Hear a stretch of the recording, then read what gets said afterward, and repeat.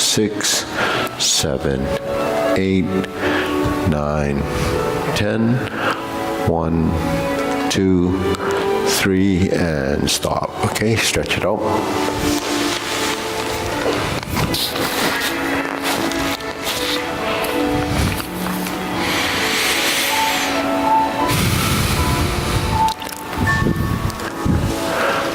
So mine, I had to reset the attendance thing. I reset the attendance thing, but see if it's working now. It's shut off.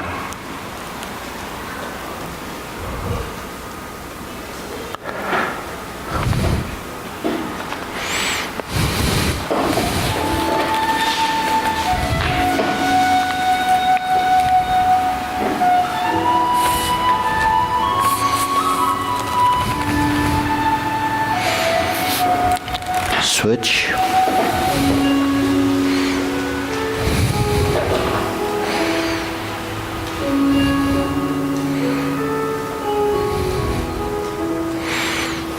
Switch, straighten the front knee.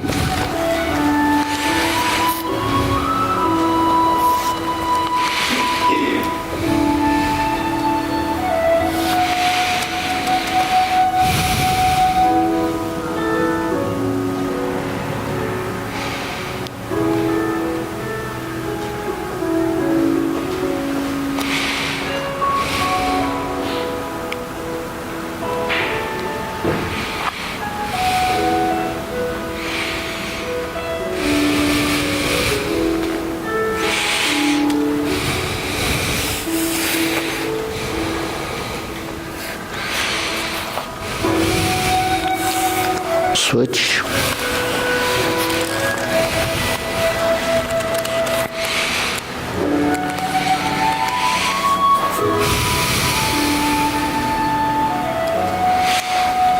Switch.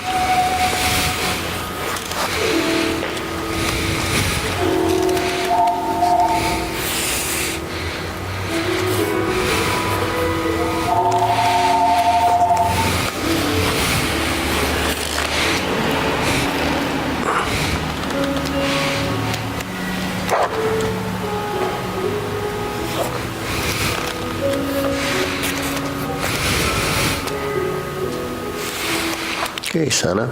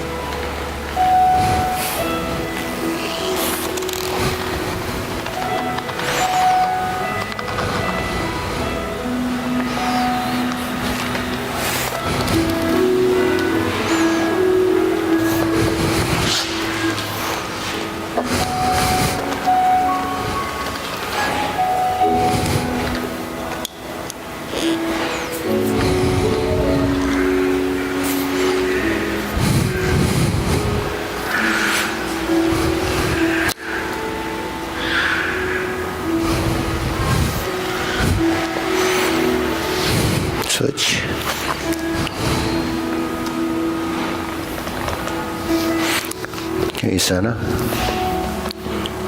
Okay, shake it out. Okay, deep breathing.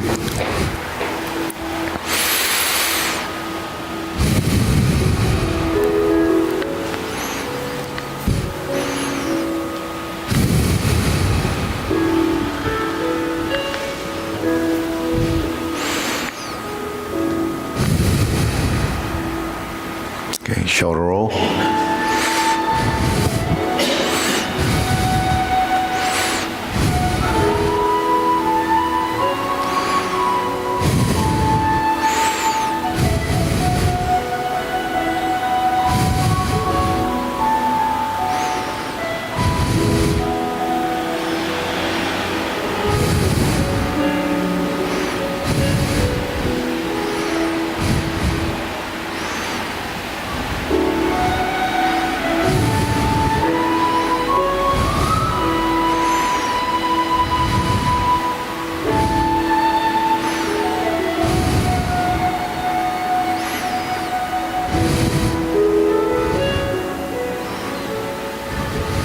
Reverse.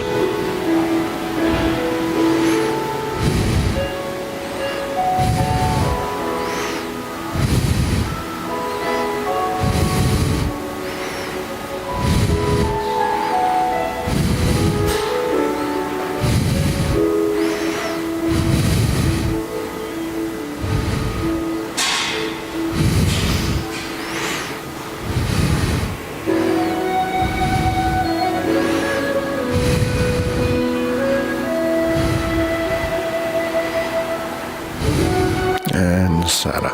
Okay, press, release, exhale, inhale.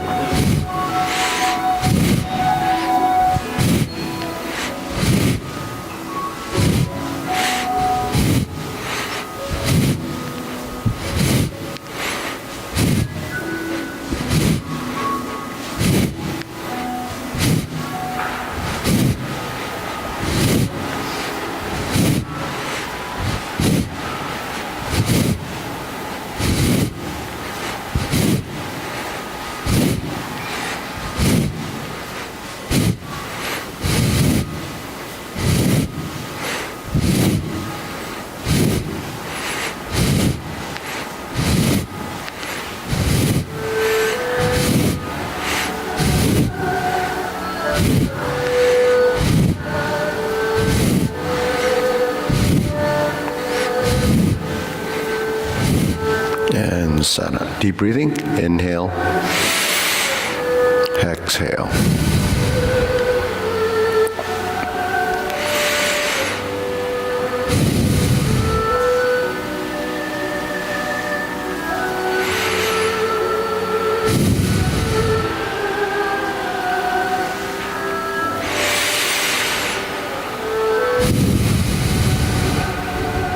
Okay. Elbows and knees, circular movements.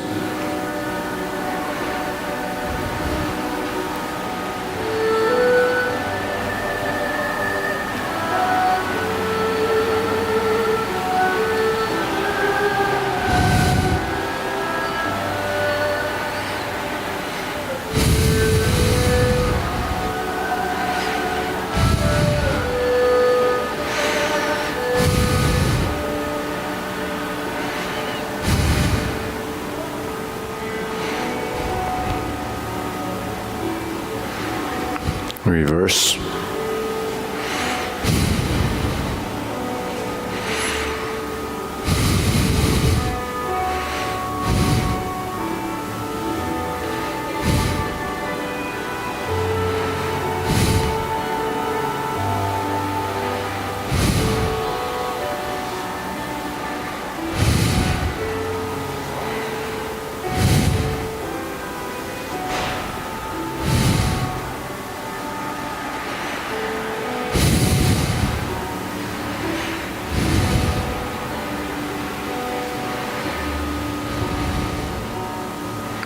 Okay, palms down.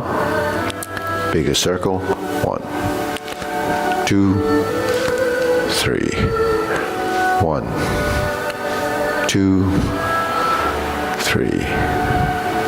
1, 1, 2, 3. 1, 2, 3. 1, 2, 3. 1, 2, and stop. Okay, shake it out. Side to side.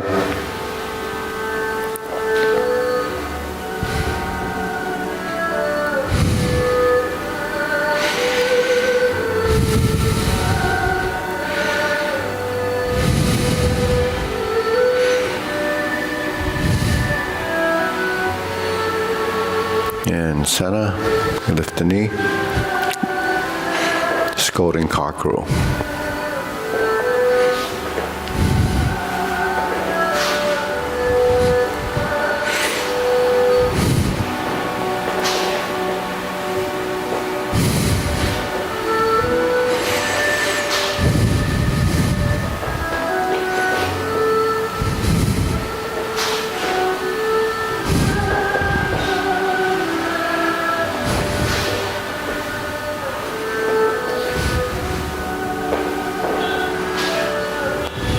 And center. Insert needle.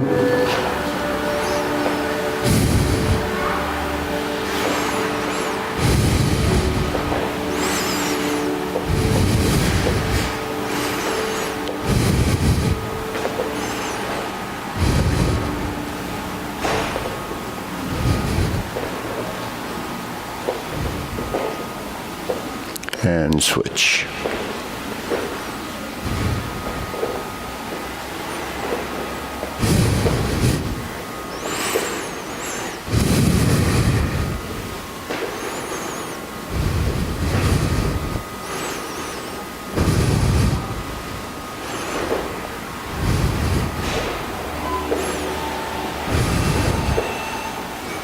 And center. Okay, swing.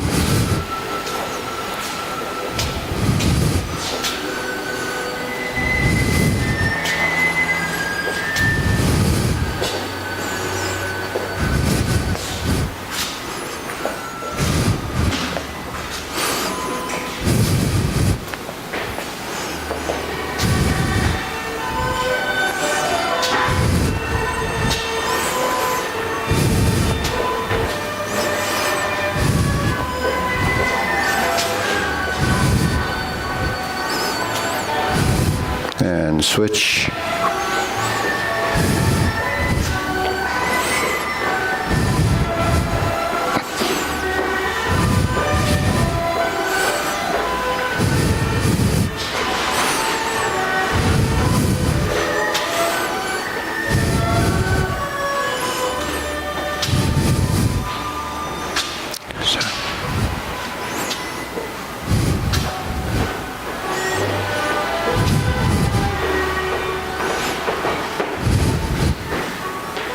And center. Okay, side to side.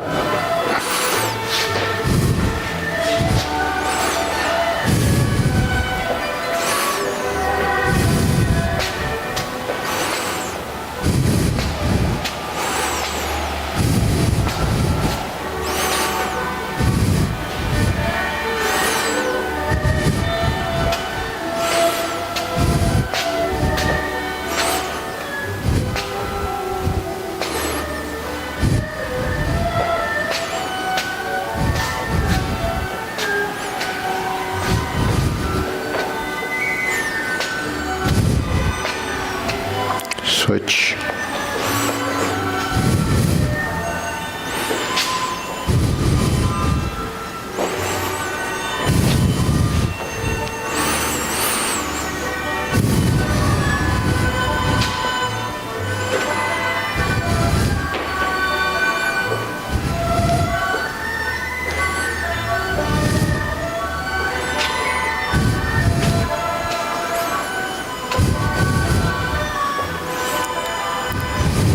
And center.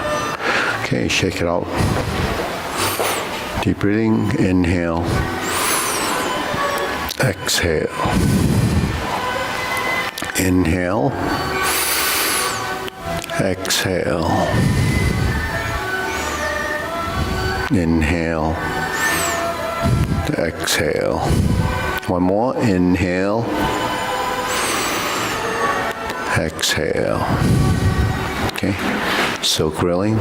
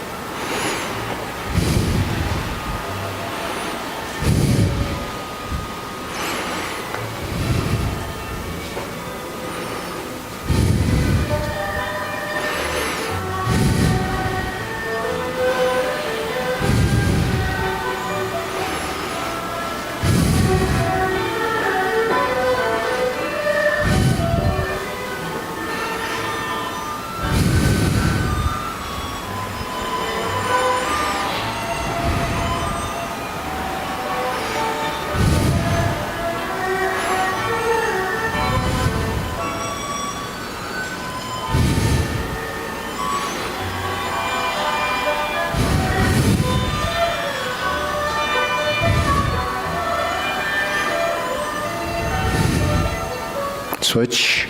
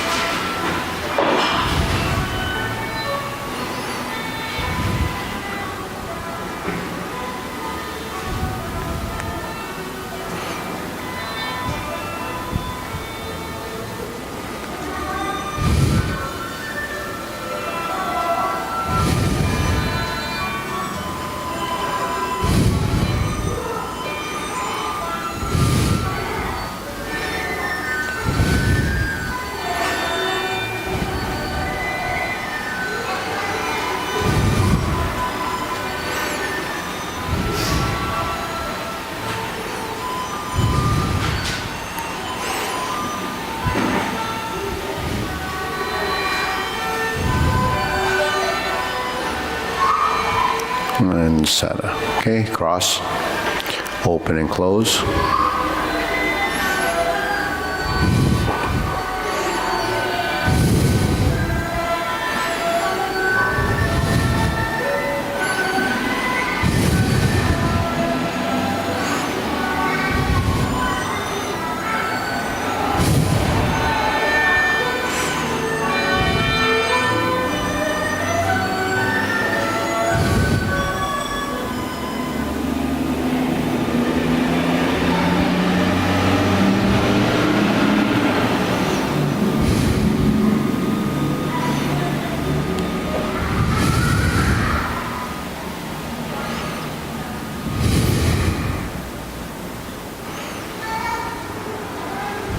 Switch.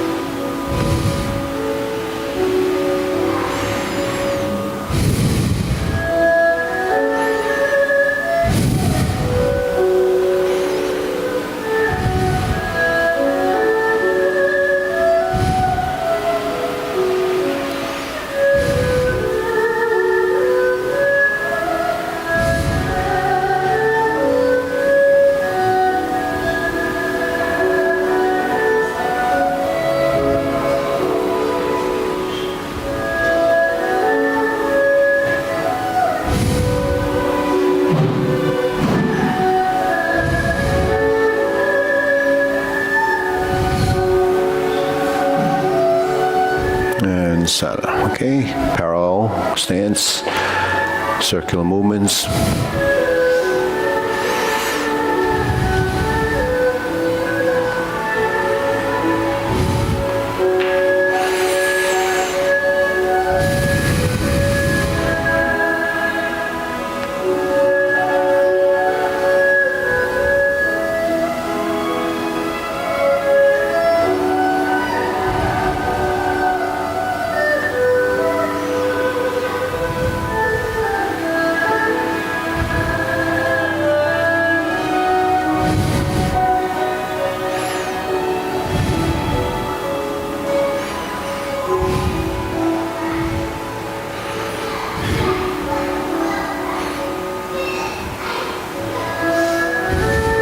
Okay, low hoop.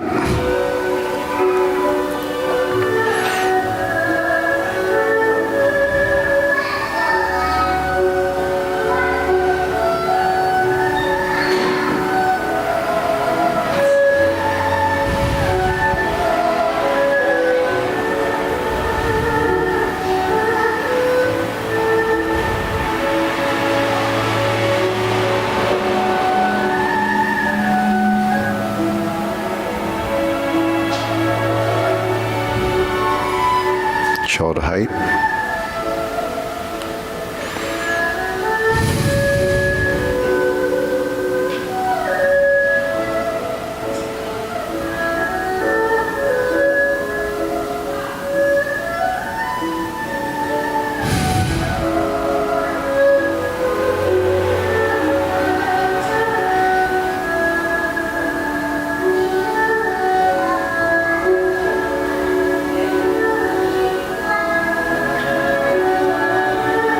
Elbows down.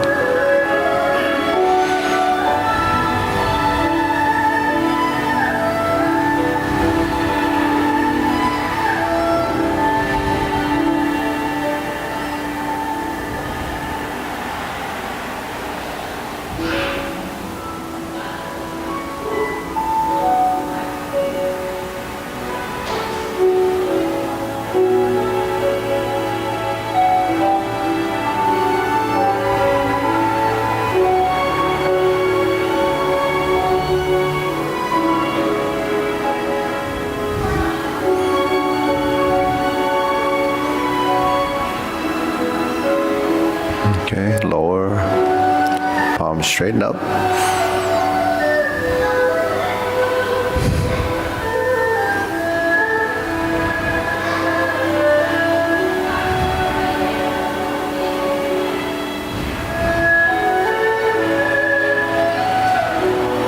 Okay, thrust down, fingertips pointing.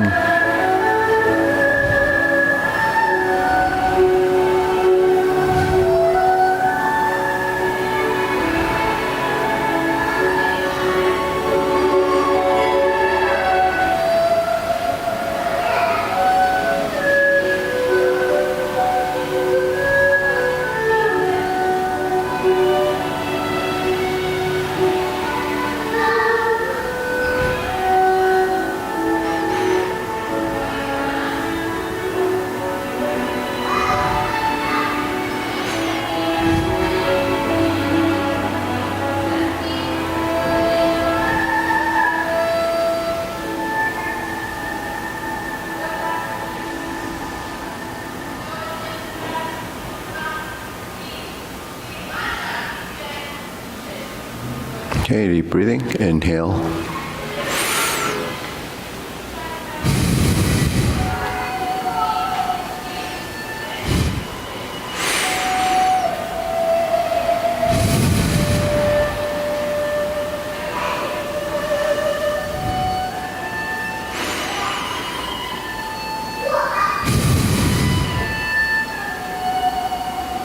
Okay, diagonal flying.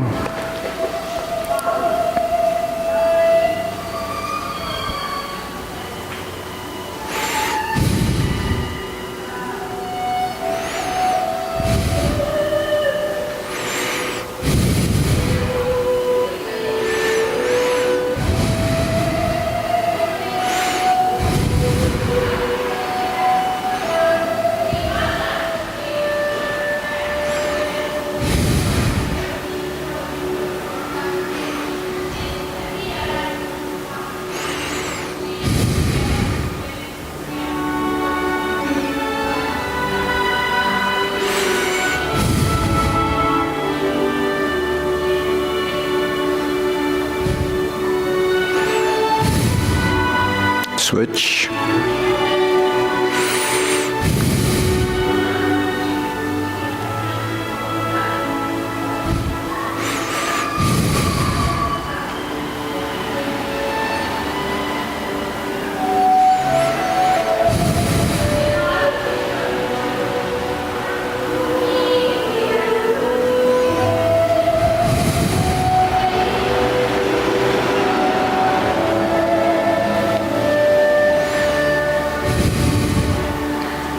center, cloud hands.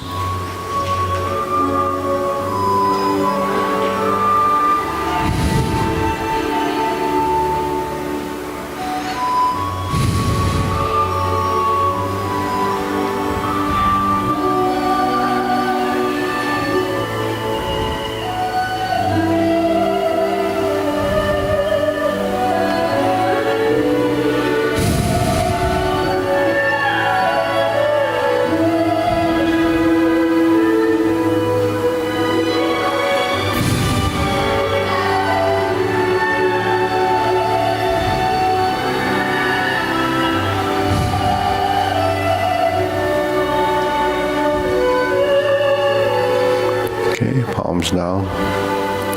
Lift up. Carry tiger to the mountain.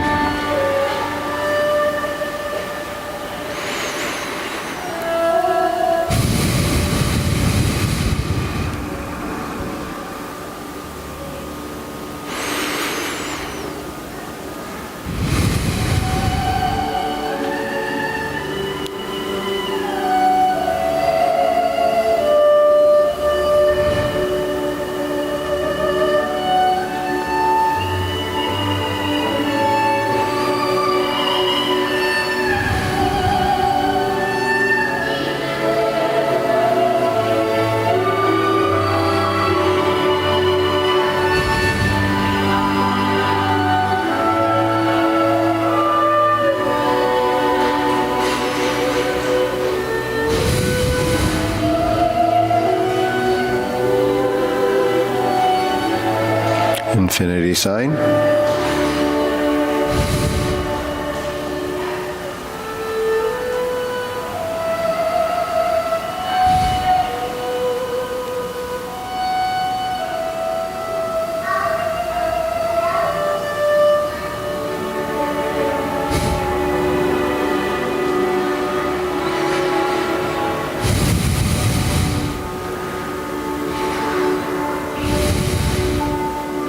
Okay, form the fist, draw back and punch.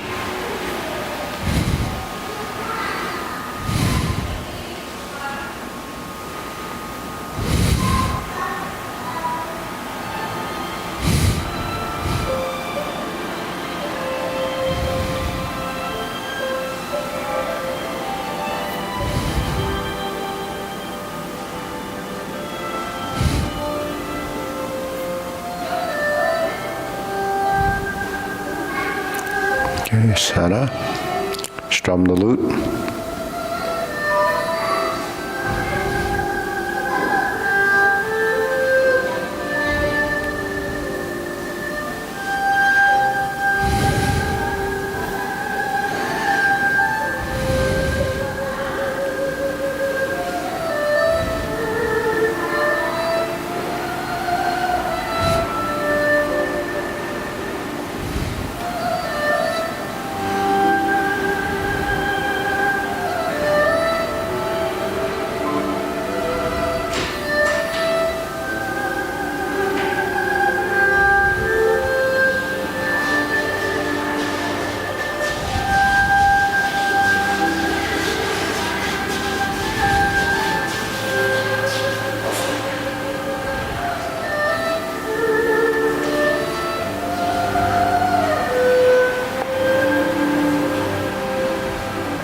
Turn, draw the bow.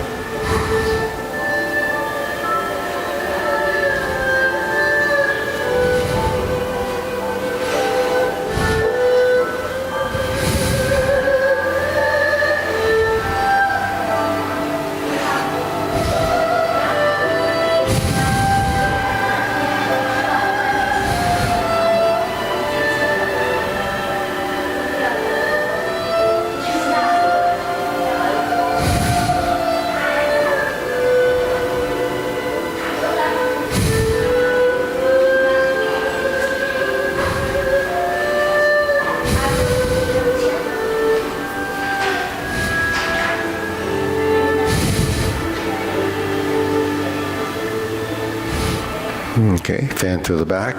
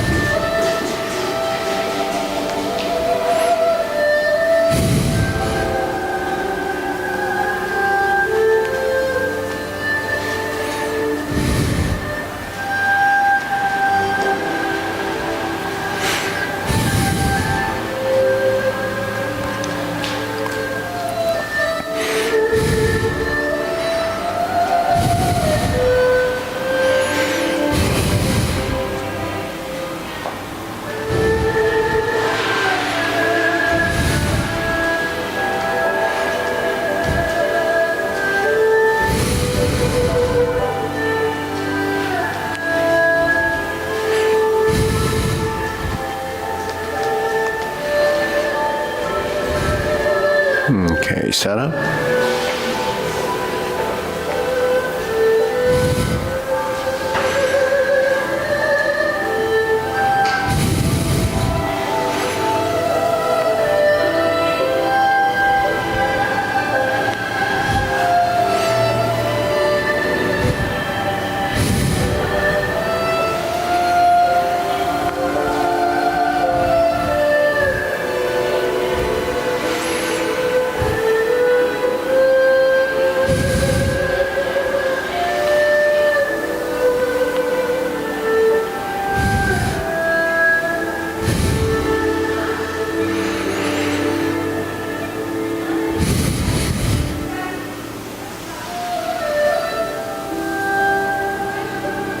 Okay, palms down, deep breathing.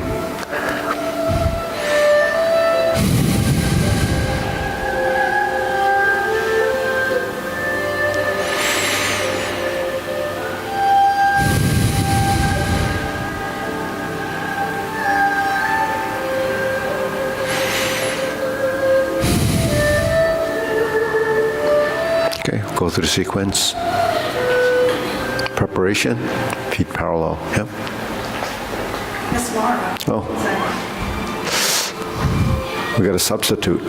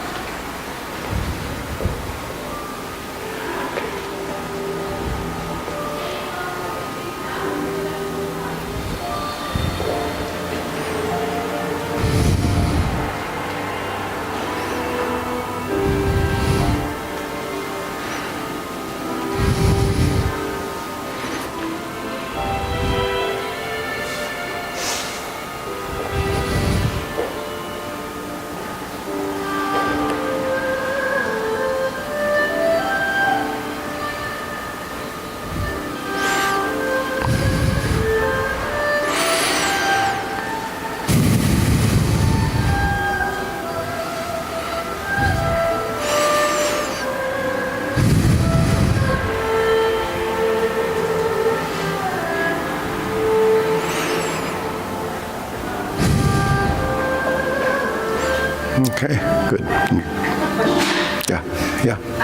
Just walk through the, how you get to, Fan through the back. yeah, like how your feet get So after insert needle, you step forward. Because it's the biggest hand, you have to take a fairly large step.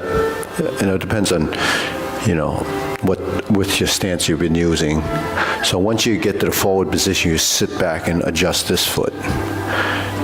Shift your weight and adjust this foot. That's the stance work. The hands, when you step up, then the hand goes up. Then as you sit back and adjust, and this arm starts to fold. When you open this foot, then you lift the elbows, then the hands will start to spread. And then your torso will turn to realign. So it's this separation of hand is splitting. See, the four sort of energies in the movement is the first one is in the grass, the sparrow's tail, ward off, roll back, press and push. And then the second two would be the spreading, the spreading of the arms. And that's separating, and then drawing down, pulling down. The final thing is a pull. So those two, it's a different type of a sudden motion as when you pull. We don't do it in the form, but the idea is there. Like when this would be where the pull would be in diagonal. So that splitting movement is this in the diagonal. This is splitting in this regard. The splitting is really your torso opening and moving from this point to this point. So where the arms come into play is that it creates the geometry of position, and that's your structure. Then your body creates the directional change. That's the transition. Are you equally weighted during the... Are you? Equally weighted or... No, never. You're actually, there's only maybe an instant you may be equally weighted, but most of the time when you go into the positions, you don't want to be equally weighted. That's called double weighting. So double weighting is sort of a phenomenon of being 50-50. But in Tai Chi, when you're transitioning, you're never really 50-50. So you say, how do you avoid 50-50 in the footwork? You avoid 50-50 by the relationship between the heel and the toe of each foot. So if you're on the heel of one foot and the toe of the other, then you're not double weighted. So which foot is the weight on at this point? It's transitioning from, so at this point the weight is here. Yeah. When I push forward, the weight becomes here. Now when I adjust and shift, the weighting has shifted. Now when it gets to here and I open here, that's the heel, this is the toe. Yeah. There's more weight here than here. Then when I start to transition back, then I open the body and the weight goes into this leg. And when it goes into this leg, your foot starts to open, and then we're going to pivot on the heel, right? So that means this foot went to the toe. And then we shift back. If you need to adjust, the shifting of the weight, the emptying of the front, the sinking. So when you sink here, actually, there's more pressure on the ball of your foot versus the heel of this foot. Then when you transition forward, the opposite occurs. That's happening all the time. That's how you avoid double weighted. But the thing is, that's, sensitivity of the feet and also nimbleness of the feet. So your feet have to be like your hands. But, they're kind of like your hands. You have 5 of these. There's a heel of the foot. There's the arch. There's ligaments and tendons, but the feet do, a lot more than just hold you in position. It has sensory nerves in the soles of your feet to tell you where you are in space. And then when you transition, where you are in space is that relationship. because the whole, so you're transitioning the ball of foot, the heel foot, but between the perimeter of the feet is also transitional. That's why some people roll their feet out, roll their feet in, right? Because it depends on your musculature. But when you're moving in your stance, right, that's happening as a circle in the sole of your feet. This is happening because the knees are rotating, creating a circle, which is sort of driven through your hips. And then your hip rotation, and then your twisting and your turning is just, that's training to heighten your awareness in the body and to create the movement that you have. So where do those movements come in? It comes in when we shift, right? So the ankles turn, when the hips turn, when the knee turns, and then when you turn this way, it's driven from your opening and closing of your thigh, which is really rotating in the hips. So whenever you shift right to left, it doesn't happen right to left here only, it happens right to left here, because your center of mass is changing. But if you're stiff, it isn't detected as a relationship. It's just that you can sustain your position without tipping over. It doesn't mean that the movement is connected as a relationship. So that's how complex the movement can get. You know, when does that happen? It happens from over time, from doing it over and over again. So it's, you know, it's something that we're not always conscious of, that it's happening until it happens. But you have to be at least aware that it does happen from what we just talked about. So what we just talked about, you know, those and the knees and so forth, why do we do them? We do them as a training, as a dose of those type of motions. Because when you do the form and those motions aren't there, you're not getting a dose of those motions, right? What you're getting is a sequence. But in the reality is that it's not filling all the volume and space that is required, because movement is a spatial thing. It's three-dimensional, right? It's actually multi-dimensional if you bring in all the dimensions of the different components, right? So just grasp the sparrow's tail. You know, we talk about the horizontal, we talk about the triangle, we talk about the push, we talk about the slant backwards, we talk about the push that's square, right? You know, not getting into the corners, but just that square is a box in this frontal plane, right? So we're like this, we hold a position, but this circle is actually in a horizontal plane. So that's why in horizontal planes we move right to left.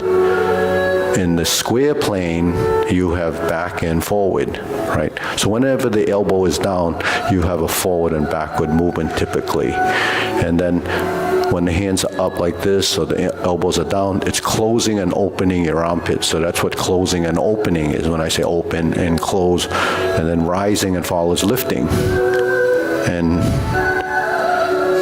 descending. That's just arms. Your knees, your torso, all of those have a dimensional change. They follow the same guidelines as the direction of that three, you know, the three quadrants. So you have a plane like this, you have a plane like this, and you have a plane like this. So where do these happen? We have the circles like this, we have the circles like this, we have the circles like this, right? So those are the three-dimensional movement in those circles. So when we go forward and back, the movements that go with those directions have to be compatible. So if I go forward, my hands go there and it's coming back, right? Leopard and tiger, springs to mount, two directions, right? If I go up and down, it's in this plane, right? So then when we make a circle like this, it's in that horizontal plane. But we have one other axis that we have to bring in, which is the oblique axis, right? So if your box is like this and you have a crisscross here, that's your diagonal, that's this. When you bring it into this box, then you have a cross that's like this, right? So when the hands are here horizontally, then there's your cross. When you go to here, there's your cross, like in the 7 star. Like in this plane, we have this cross. When the hands go down, they go up and down, that's your diagonal. So when this goes up and this goes down, every direction or movement has an up and a down, right?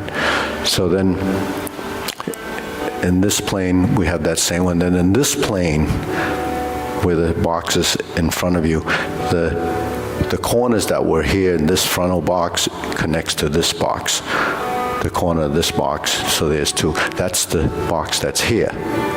So when your hands drop, you really can't create lines, you create circles. But we use the idea of the horizontal and vertical to control the elbow and the shoulder position in the horizontal circle. Then we have the legs. This is forward and back. Forward and back. That's just a simple term of shifting weight, empty stance, forward stance. Then we have horizontal rotation right to left. That's that exercise. So in Grass the Sparrow's Tail, when in the vertical, we should press the oblique and then enter the horizontal position.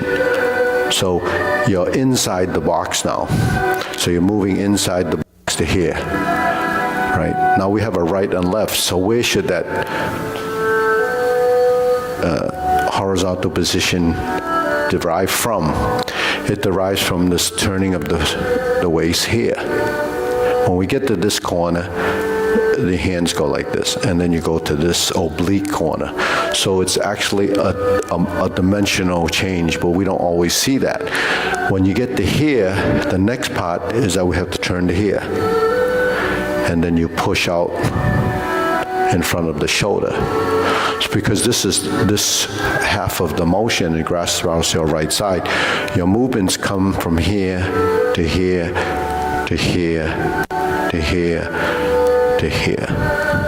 So while this can be done as a circle, and this can be done as a unit as a circle, and this can be done as a circle, and this can be done as a circle, those 4 directional movements have to be merged together. So then if you're tying into one circle, then the circle has actually 4 pieces of the pie, because you have 4 movements. So if I'm here, there's 1, this is the first one, 1, 2, 3, and 4. So it ties those pieces together to create one circular motion. So the hands go from here to here to here, and then completes the other part of the circle. So you're just following these imaginary lines that actually are points in space that you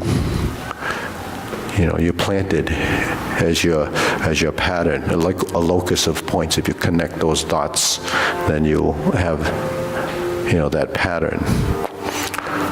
So in your field of space, it's actually like trillions of dots, but you don't know which ones to connect until you connect them.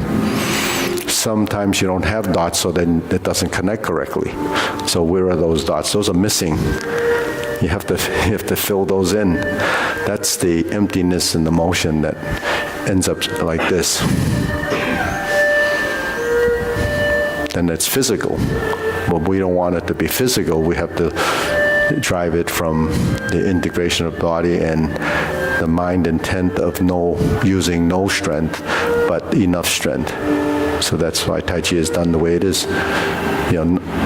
Use your mind and intent and no strength is really just a phrase. So that's from fan through the back. So that's just a sample of Grass the Sparrow. Now you do the long form. Why does Grass the Sparrow happen about 9 times? It's because it's an important posture, because there's your framework inside that square. It's a square, but it's really a ball, a cube, a sphere. That's what the Tai Chi ball is. It's a circle. It's a circle. Right? It's a circle when you reverse. Now, if you reverse the ball like this, it's one plane, right? If you go like this, or you go like this, that's palm strikes face. The circles that are like this. Now, you can't really create a circle unless you include your spine. And you can't include a circle unless you include your torso that goes right to left. That's round and full. Now, when you turn like this, and you turn like this, now you included the feet. Now your feet have the same dimensions, which are your legs, as your torso and your arms. So you have to merge all those dimensions, that's what multi-dimensional movements are, into a posture. So, but you have to be able to visualize what that's supposed to be. That's an image. So, yeah. Yeah. What's the martial arts application to versus? So each one of those are a unit. They're a unit, right? So this is ward off. So ward off is using this structure as a connection to your opponent. Press is this hand that is the support to this technique. Because this by itself is not enough. You have to actually use this. And this is actually the truss, sort of like one of these, rods that hold the two pieces on the top and bottom together so that they have support. So this is this. So that's sort of the geometry working with the hoop and the line force, which is this. And this is actually tied to the back leg. So that's why when you go like this, it's here. And then we go like this. This is a diversion, redirecting of a force coming into the body. The push is this. So the hand is pushing, and it's pushing off of this front shoulder and the front leg, and then it continues back. And if you cycle through practicing it as a circular movement, then grasp the sorrow's tail would become just a bunch of circles while you're manipulating your hands to do these different motions. Now, when you roll back, this is diverting, but this is when you turn like this. So the turning of the back hand, which is the palm up position, like when you close the door, this becomes the change in position, and this is when you would capture the arm, diverting it, and then recreating a grab. If I do it with the grab, then if you do it earlier, you turn, it's here. If I did it again, then you would pull down. So that's what you're doing. But they blend together. In the pushing hands drills, you learn this as an exercise. But the hand that comes like this becomes this, and this becomes part of this, so the hands end up working together. So why do you do the connection? Because when you're holding an arm, you're creating this imaginary line. So when your hands go through this position, there's an alignment, which is the arm, which is straight. So you can't go down and the hands are in a misaligned position, because the connection between the two, the relationship that I talk about, has to be between the two hands, aligned through the hands, but you have to manipulate these parts to create an alignment of the movement, because if you don't, then there's going to be a separation, a misalignment. Like diagonal flying, if you misalign the hands and they're like this, it doesn't work, because when you're here and you stroke up, they pass each other in the same plane. Because if you have someone's arm, it's only one plane of directional motion, because it's one piece. So the piece that you're holding is the arm. And even though they're not together here, they have to become together here as a line, like pulling a thread. It's like they call silk reeling, or energy and direction. So I use analogy sometimes as a kite. When you fly a kite, if there's no energy or wind holding that there, then the thread is not taut. So if it's not taut, then it has no energy in that thread. So when you move your hands, your final position should be splitting like this. This should be in the same plane as this. This hand is up. this opening in here should be aligned with that, because that's what you're holding. If I was holding a bar, it would be gripped here and sitting here. So that's why posture creates, so that's the functionality of the position. Now, if I go like this, and I change the direction, then I slant down like this, and then open it back up. That movement is redirecting. So redirecting is not just like this. Redirecting can be like this. Like when you do silk reeling and you go up and you turn, the redirection of force is when you intercept and you turn the body and create a structure that comes from the body. So what happens is you can see better if this hand is here and I'm like this, and I turn. Like if there's something, I turn. That's redirecting. So if he's pressing down on my arm and I turn, that's redirecting the force. Now when I redirect the force and I lean forward, it starts to create a force in that direction. Now if I go like this, and then I drop my shoulder, that changed the direction. So the change of direction here becomes this. Now if I use this, that's become the lower half of the capture. So when your hands are moving, it's not just the arm, it's actually here, because I created that as a structure. Then it goes down, then it goes around, and then it goes to here. So the movement is measured because that's your space. This hand comes to here, and then it comes to here. You see? Now when you do it fast, what ends up happening, it's like this. So they end up here, well, it went up. So when it's like this, then it's like that, you see? But you didn't see what happened here. What happened here was I sunk my elbow and it went down. I turned my body and it created a force up here. But at the same time, I had to stabilize my body position because this is where the weight is. So when I do that, I actually didn't lean forward this way. I lean here and I turned. And I actually, this leg has no weight because this is the rooted leg.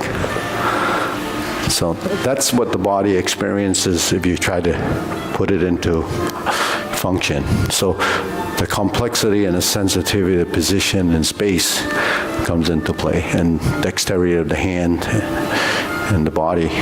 But that's, movements with gravity and, body mechanics. So it's kind of interesting that it happens. But it does happen as a wiring of your system, like we talk about riding a bike, whatever. So your body becomes, much more astute body intelligence than the average body, simply because your network of wiring and the brain plasticity and all the stuff that you've built, it's in there, whether you know it or not. Whether you can use it or not is another story, because it's another, I don't want to discourage you, but it's another decade. So they used to say 10 years of form and 10 years of application. But no one gets to get 10 years of application unless you go through the process. Do you have to have someone to do it with? Actually, you don't, because you eventually it just becomes innate, and it just is there. And because I'm not around working with a partner all the time. In fact, I have no one to work with because I'm always teaching classes like this. We used to do more, like pushing hands. How many people come? Not too many, right? 8. Yeah, 8. But that's really a beginning of learning to understand what your circles are doing. Because while we're moving in space, we don't know what the space really is until we develop perception of that space. Because we can't assume or feel how much strength there is in resistance at a point. When force is acted on your body, it's only at a point. See, so if he puts his hand, there's only a point that's here. If it's here, it's here. If it's here, it's here. Wherever it is, that's the point of contact. You have to feel and detect what that relationship is.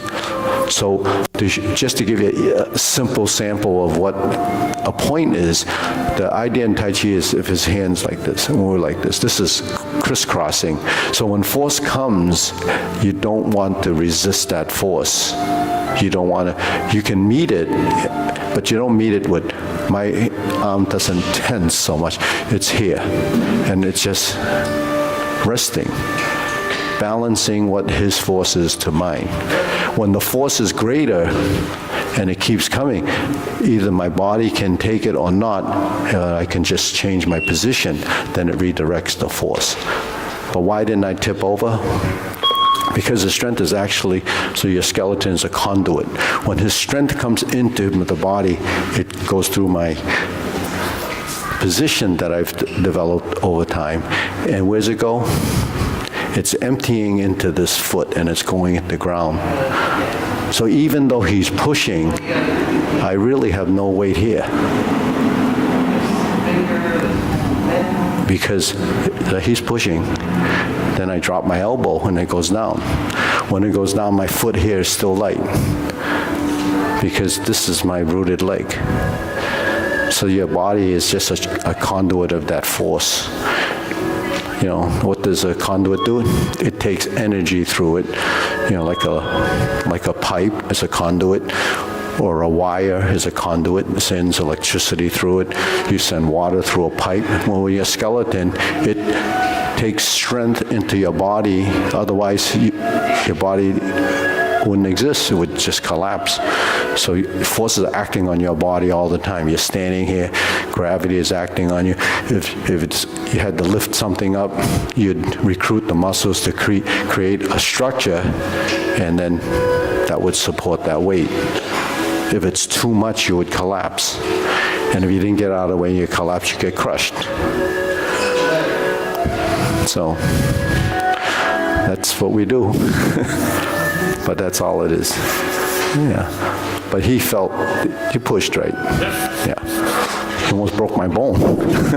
But anyways, okay, we only got 10 minutes, so what do you want to do, 24? No. Okay, so let's do the long form from the kicks, because I don't think we can get to the end otherwise. Okay, single whip. Okay, turn. This is after the first set of cloud hands. 1, 2, 3. Kick, first kick, instep kick.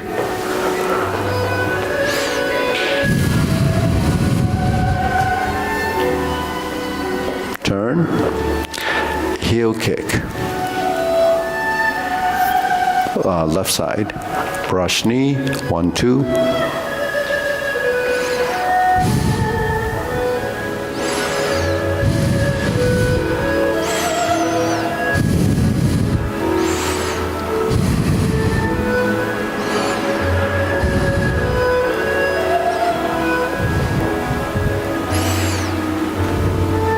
Sorry, planting punch, turn. Here's your parry and punch again. Continue.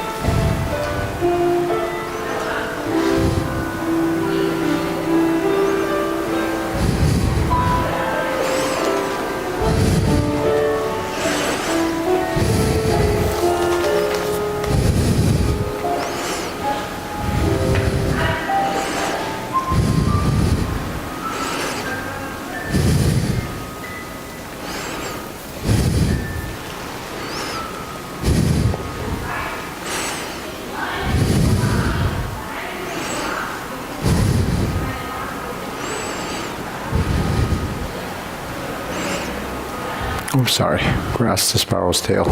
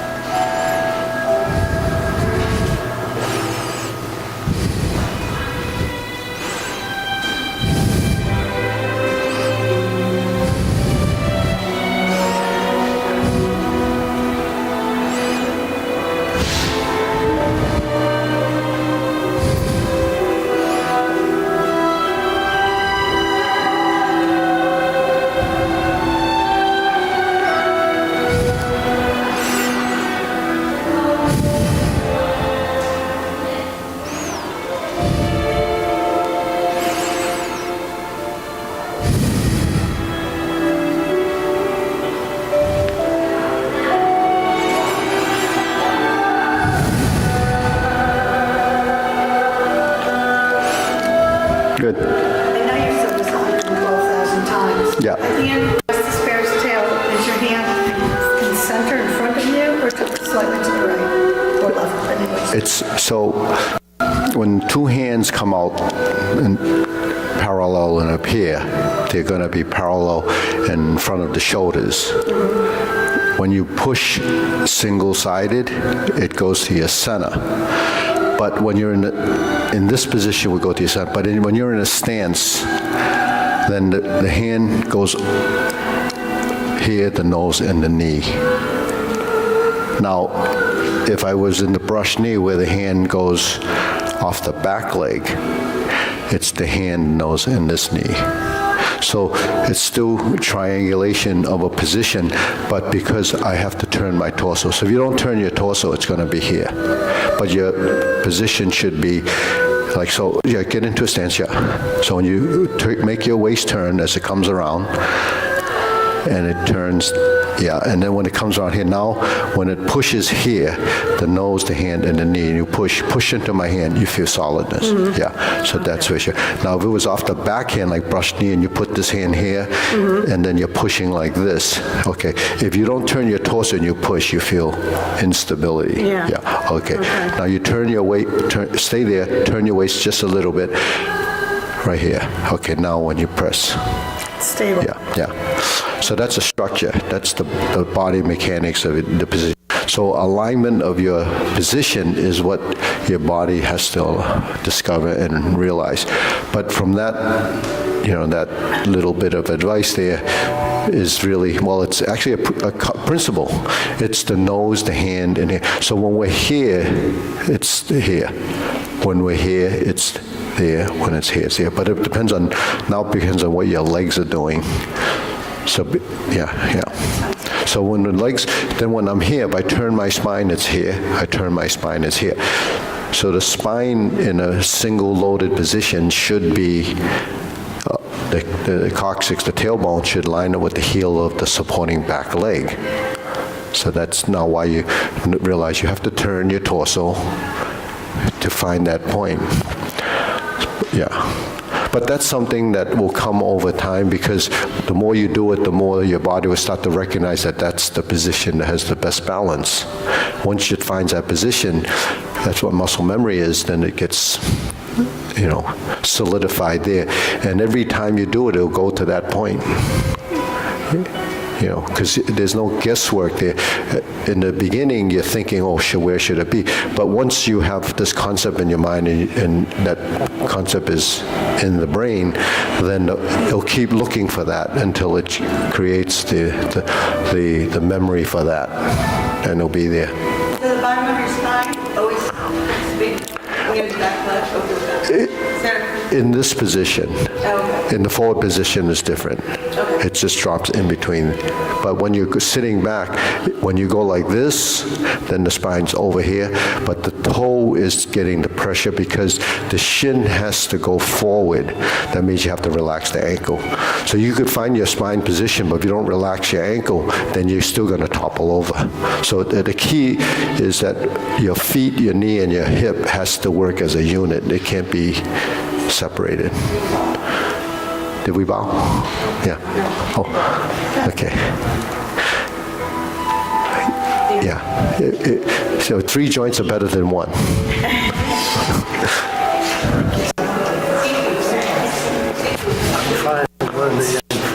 Oh, yeah.